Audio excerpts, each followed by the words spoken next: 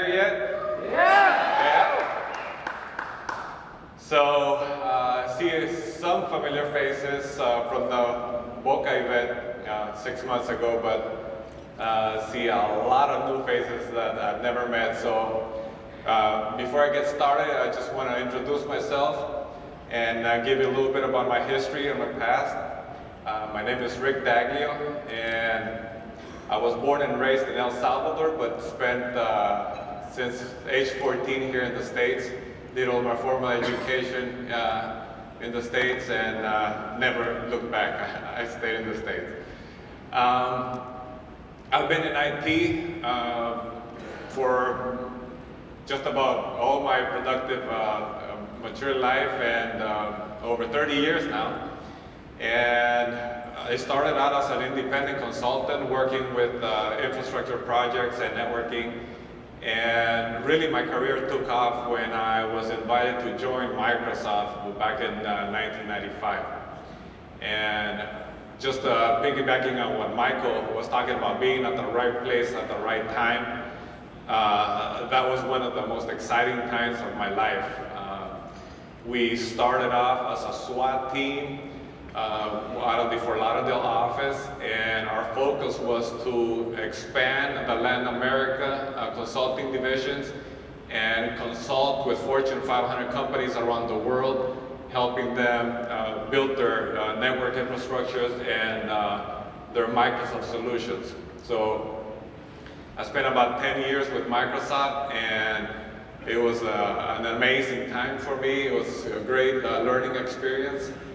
And after that, I decided I needed to kind of scale back. I was flying all over the world constantly, and one of my challenges has been balancing my life, my work life with my family life. And sometimes you have to make hard choices. So I decided to take a position up in North Central Florida through one of the largest behavioral health companies, where I became vice president and CIO.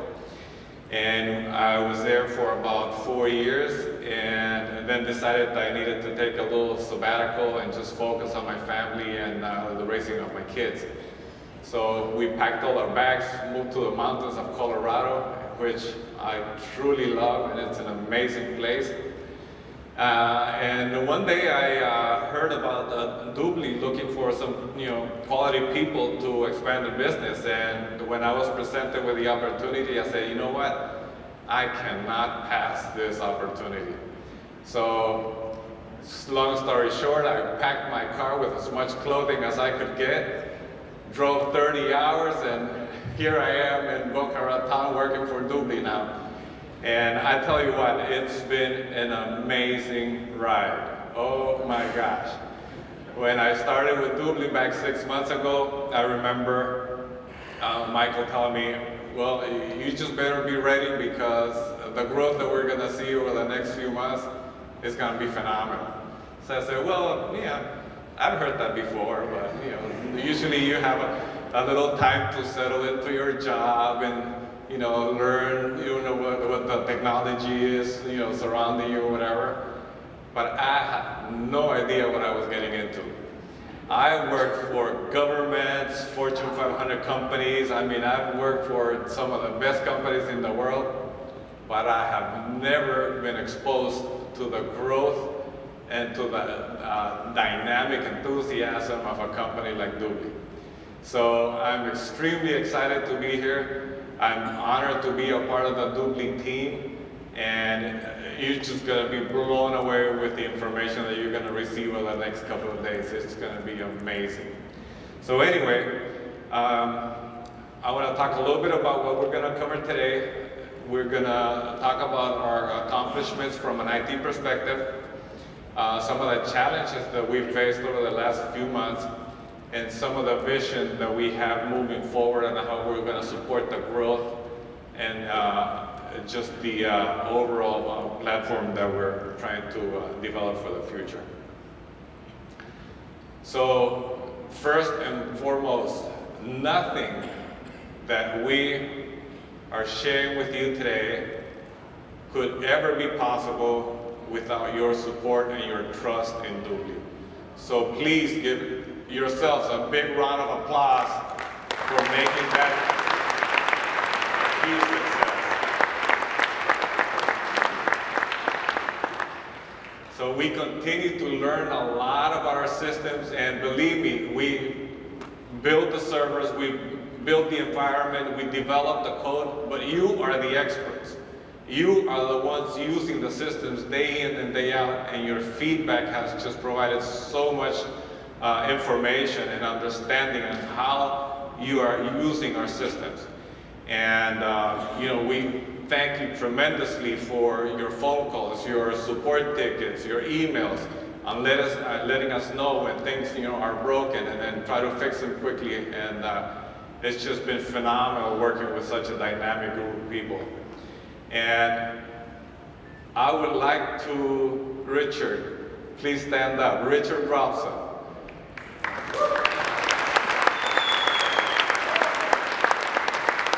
Richard is our Director of Worldwide Customer Service. And I tell you what, he is hands down the best customer service person I've ever met in my life.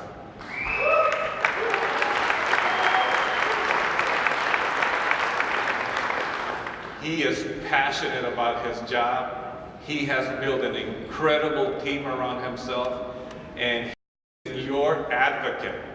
He fights for every single piece of email that you send or phone call that you send in until your complaints or your problems get resolved.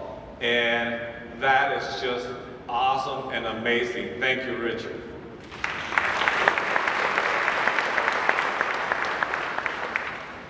And on top of that, we do listen to your feedback. We pay very close attention to your comments and your suggestions, and a lot of what you're gonna see in the next couple of days is a complete result of your recommendations and your suggestions. So thank you very much for that participation and that continuous communication with us.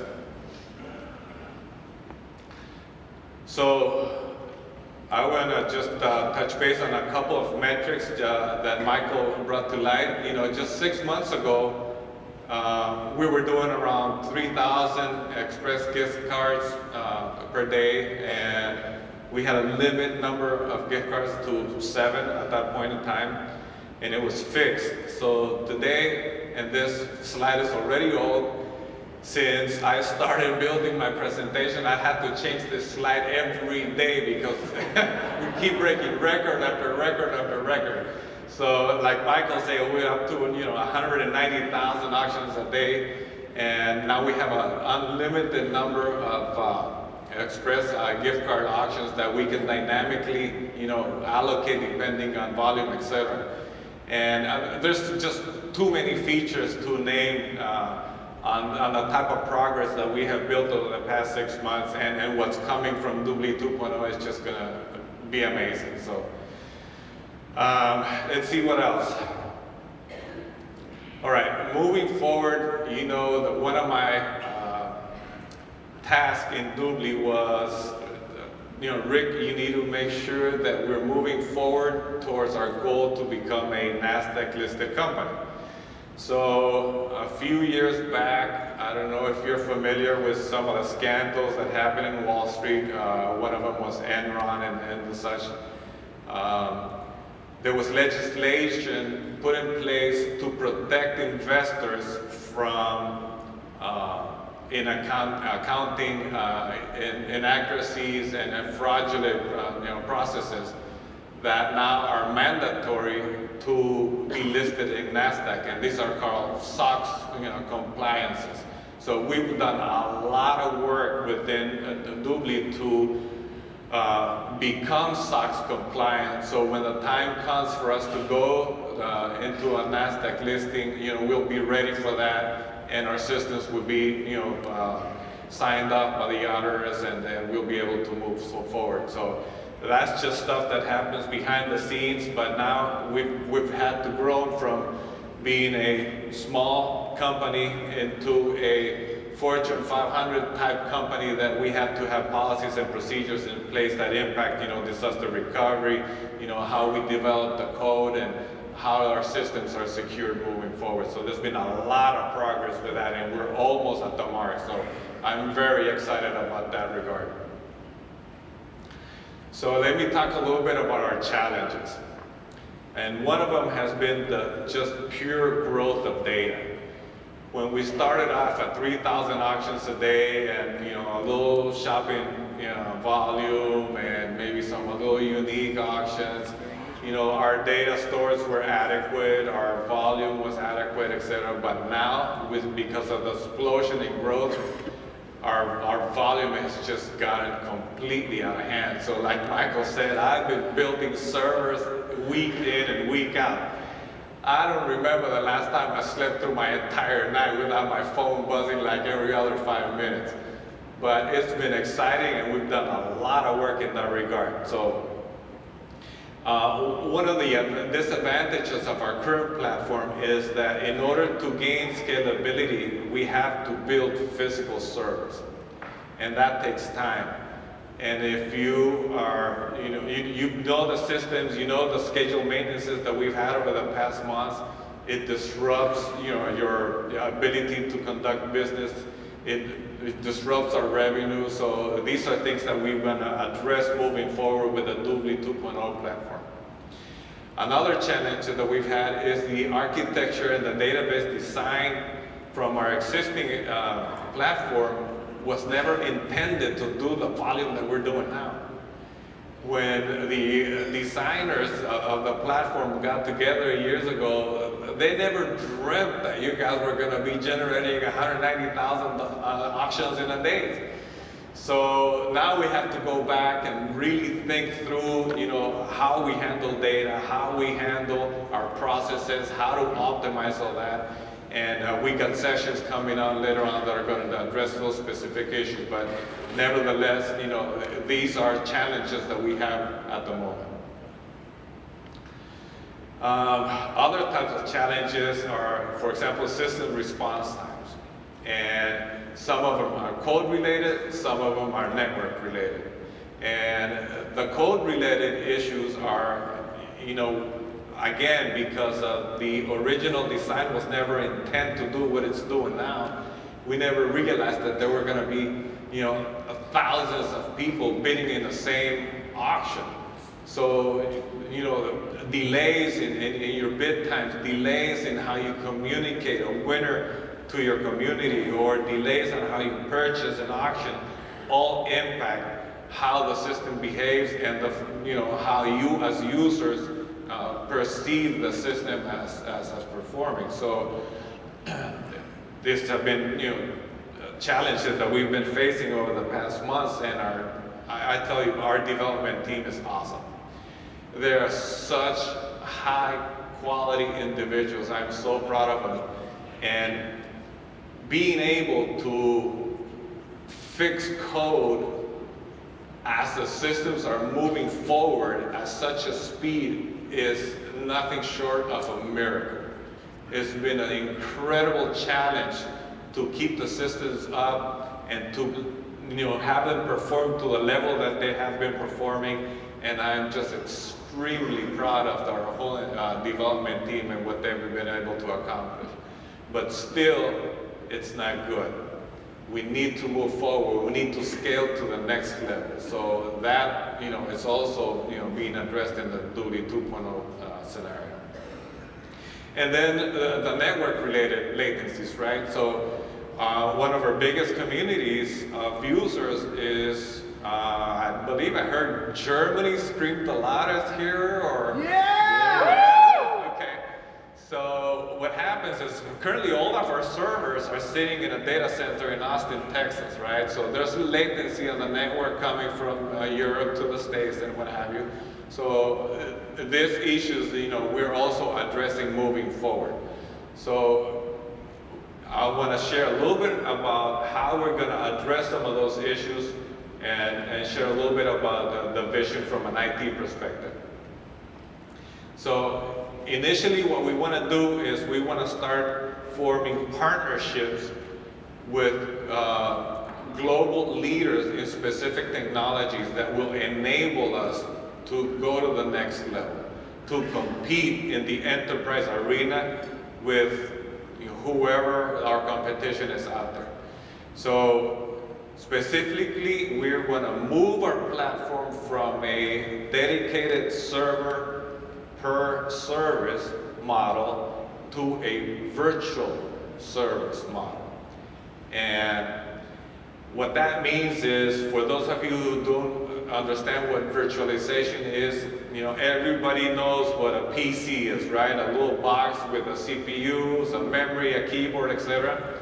Everybody know about that? Show of hands, yep. So now on the virtual environment, it's the same physical device, but now inside that device, you run like a little Lego set, miniature systems, individual for specific tasks. So that allows us to do a lot of different options, flexibility, availability, growth, etc. And it minimizes the impact on downtime and disaster recovery and database replications and all that type of scenarios. So moving forward, we are tasked with finding the best virtualization partner that we possibly can. And we've chosen to go with a company called VMware, which is a global leader in virtualization. They practically invented virtualization and have been in business for a very long time. They're practically in every Fortune 100 company. You see IBM, Morgan Stanley, Walmart, Lucent Technologies. I mean, everybody uses them. They're the biggest and they're the best. So why virtualization? Why are we choosing that piece of technology? And one of the most important reasons is, it reduces the number of servers dramatically. And when you have less servers, you have less chance of having a bigger number of them breaking down. And of course, if they break down, there's downtime, there's network outage, etc. So we want to try to minimize it. And also, you consolidate your servers tremendously. So instead of having 30, 50, 60 servers, now you can have 5 to 10 servers to handle all the load and the applications that you used before. So there's a lot of efficiency with that. Another big reason why we want to go virtualize is because when you go into a virtual environment, you isolate that process into a virtual machine that gives you resiliency, and if that process fails, you can spawn another one without having to replace hardware, without having to reboot systems, etc. So it gives you a lot of flexibility. It gives you resource scheduling. So for example, if one of the web servers that is serving the German community is being heavily hit and needs additional resources, you can just dynamically allocate those resources without having to shut the server down, add more memory or more hard disk, and then bring it back up, and now you experience downtime and what have you.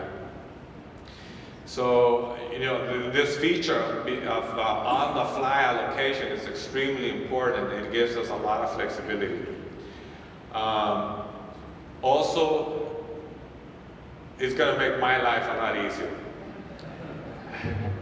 From a factor of about 10 times is the industry average. We're going to have the ability to manage the same services in different locations from a very concentrated group of people. So we're going to have a lot of efficiencies with that regard. Some more reasons why virtualization is important, and one of them is very critical, which is a fast and automated recovery. If a particular virtual machine goes down, the system is aware that that is a problem and automatically spawns up a new one, and the user doesn't even know what happened. So it's going to be fantastic from a user experience perspective, because it's just going to work. So you're never gonna notice when the downtime was happening or the systems went down, what have you. Another very critical piece of information is the storage I/O control, or the hard disk, if you will. When you're running hundreds of thousands of auctions a day, the bits that are going across the wire and getting written into the databases can get extremely big.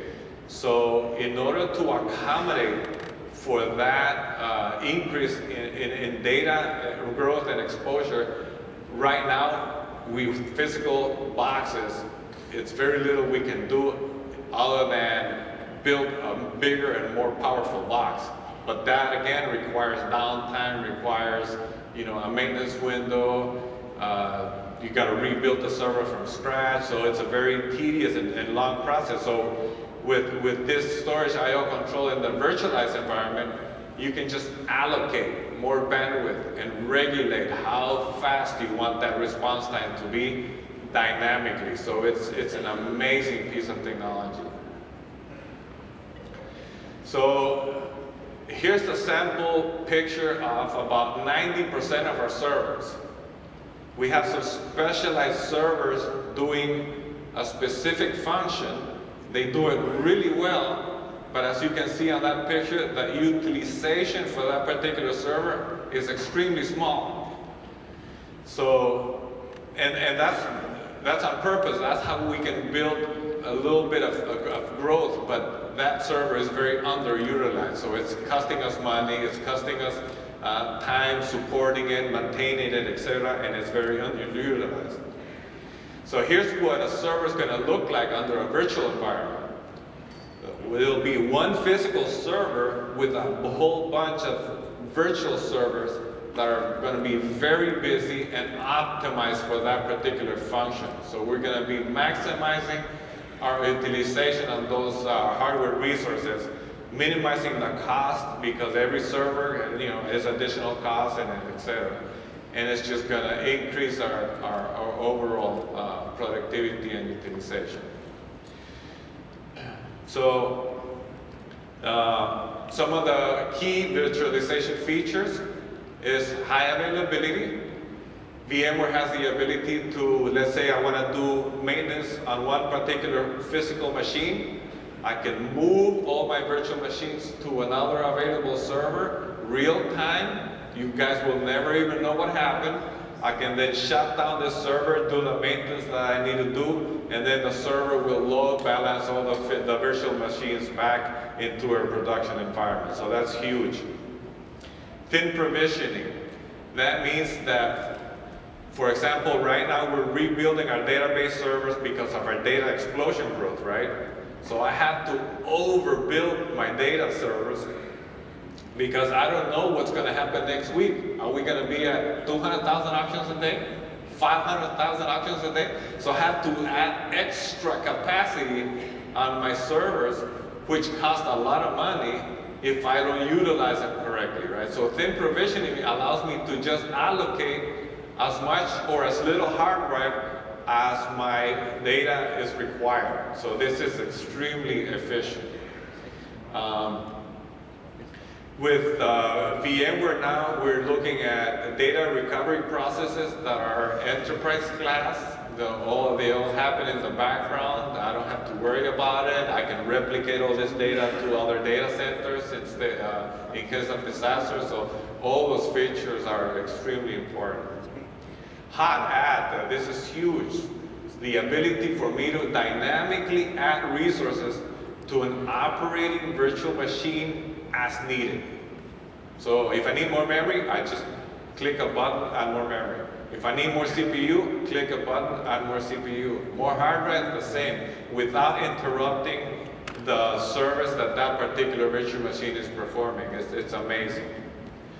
Fault tolerant, we have load balancers. We have a lot of features built into this environment that will allow us to be more available and tolerate failures within our systems. And then, like I talked a little bit earlier, it's going to give us network control and storage control where we can fine-tune and regulate the speed of how we want the transactions to occur, and the response times to our end users and to our community. So in summary, partnering with VMware will give us, scalability, global expansion as needed, and availability. So this is huge, and I'm extremely excited about this opportunity with VMware. So that's on the application side. Now we're gonna talk about who's gonna deliver the services, right? So we set out to partner with an enterprise cloud partner that will have, number one, a multinational capable solution. Number two, they had to be an expert in VMware, because that's the platform that we're moving forward with.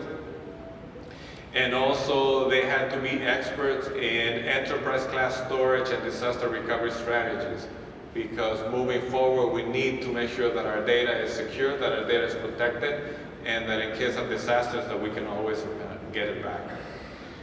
Also, we needed to make sure that the provider that we chose had specific operating procedures and could guarantee some service level agreements as to response times, backups, etc.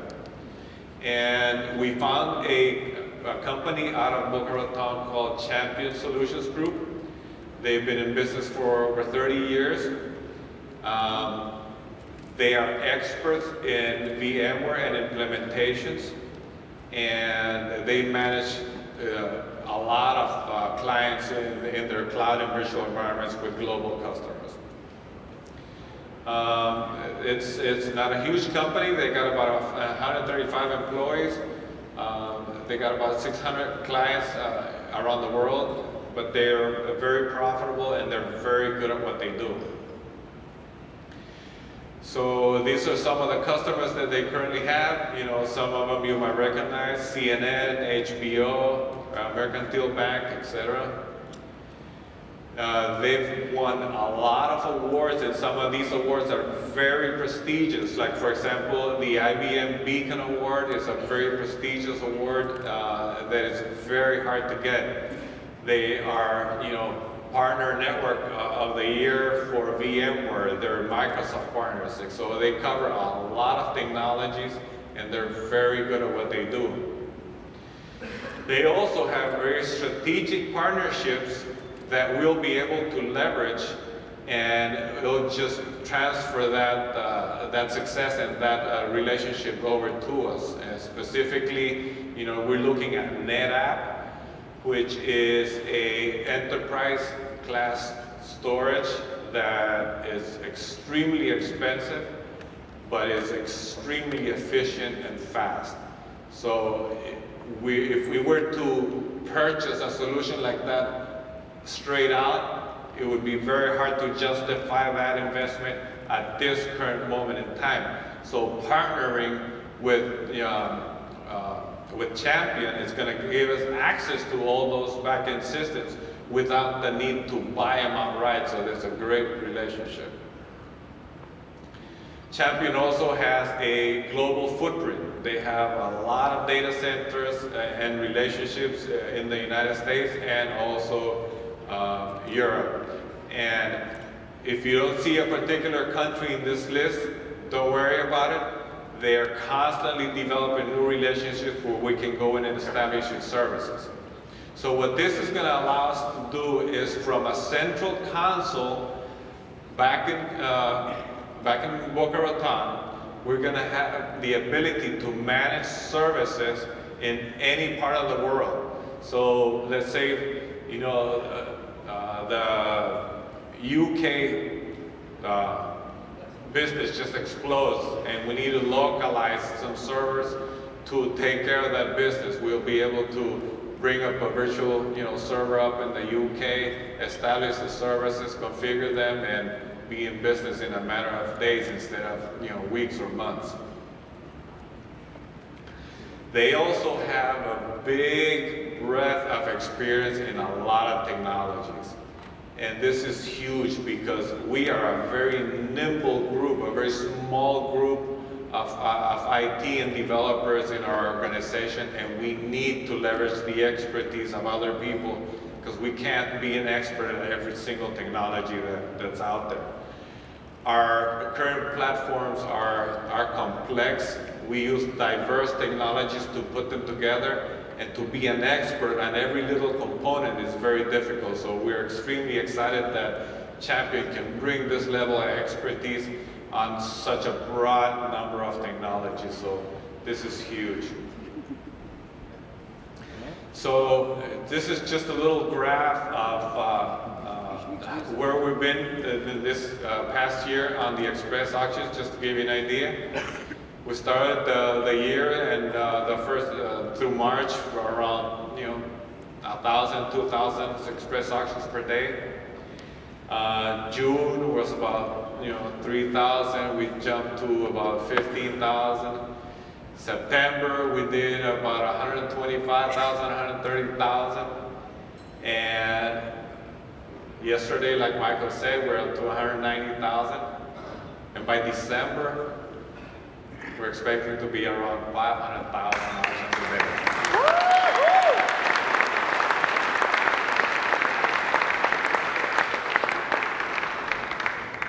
So I know there's a lot of technology terms that I just told you about, but the bottom line is that we are making huge investments in technology. We're making huge investments in acquiring the right talent and the right people to guarantee that moving forward we'll be able to produce an awesome product comparable to nothing in the market right now. And it's just gonna catapult this opportunity into God knows where. So I'm extremely excited of being part of this DubLi community, and I thank you for your time, and I hope you have a great next couple of days. You're going to be blown away with the information given to you, and thank you very much.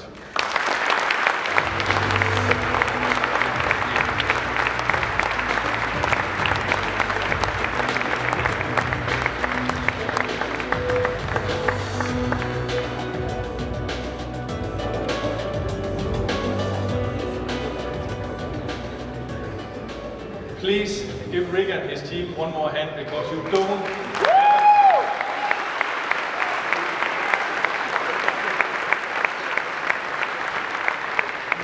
nobody in here has a clue how hard this team has been working here to put all this up here and to prepare for the future. And but with this new technology here, we are prepared for the future. We are prepared for having the same amount of traffic as the biggest giant out there, like Amazon, like Facebook, and so on.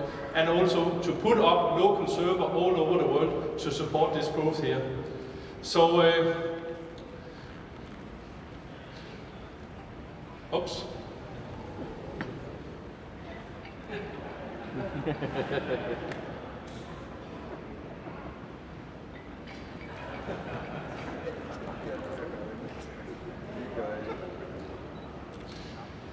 Yeah, you don't know it yet, but I'm testing our new mobile app, DubLi's new mobile app here, 2.0, and I just won an auction.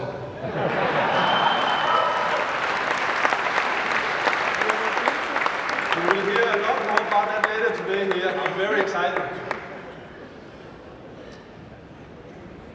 The next speaker we have on the stage is Stephanie, and Stephanie is going to talk about our infomercial campaign. And I know a lot of you folks invested in our infomercial campaign here. We've been running a lot of testing this year.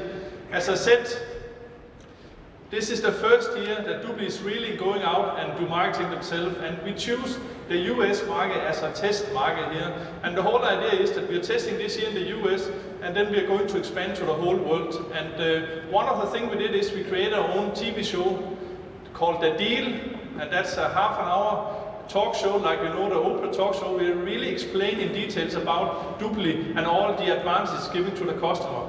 But what we're also doing is we are expanding a lot of other fields out there, and Stephanie is going to show you a little bit of what's going on right now in the US, what the expectation is for the infomercial campaign to all of you who are actually invested in it. And what Stephanie is also doing is, in the end of her presentation, she has a little bit extra surprise to you. So, but I'll come back to this surprise here. So please welcome Stephanie to the stage.